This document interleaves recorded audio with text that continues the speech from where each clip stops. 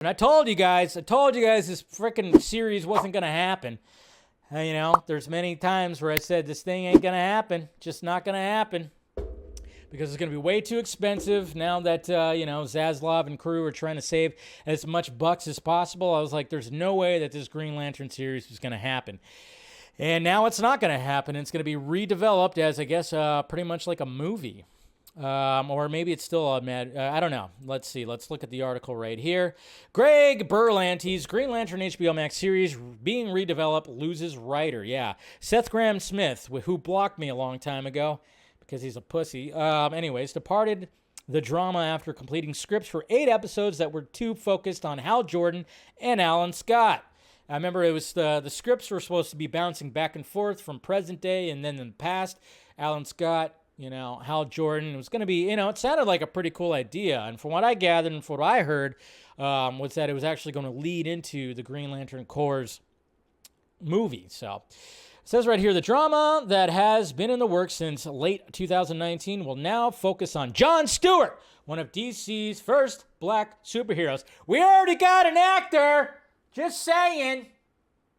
There's already somebody that's, done the role. Pretty sure he's available and be glad to do it again. Anyways, just putting it out there, Wayne T. Carr, just saying. The series from executive producer Greg Berlanti was originally have revolved around Guy Gardner and Alan Scott and had already cast Finn Wittrock and Jeremy Irvine as their respective Green Lanterns. As part of the creative overhaul, writer and showrunner Seth Grahame-Smith has departed the series after completing scripts for a full season of 8 episodes. That sucks, though. You write all those episodes and then they go nowhere. Turn them into comic books. Graphic novels. That's what you got to do. Sources say Grahame-Smith, who signed on as writer and showrunner a year after Green Lantern was announced, chose to leave the project after weathering a number of regime changes at HBO Max, its parent company, of course. The decision to refocus Green Lantern arrives at a pivotal time for DC. Sources say that the character of John Stewart was off the table. Yeah, because, they were being dickheads about it all. To producers who envisioned the show as focusing on the first Green Lantern, the openly gay Alan Scott, and Guy Gardner, as well as a multitude of other Lanterns from comic book favorites and never-before-seen heroes.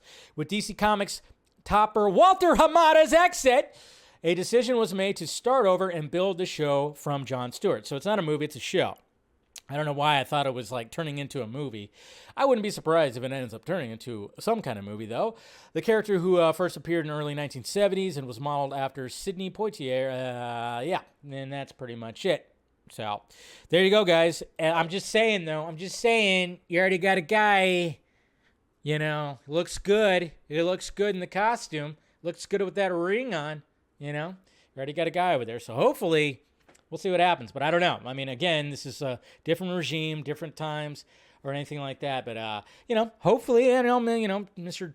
James Gunn, if you talk to your buddy Zach, I'm just saying, he might recommend Wayne T. Carr to be that John Stewart Green Lantern.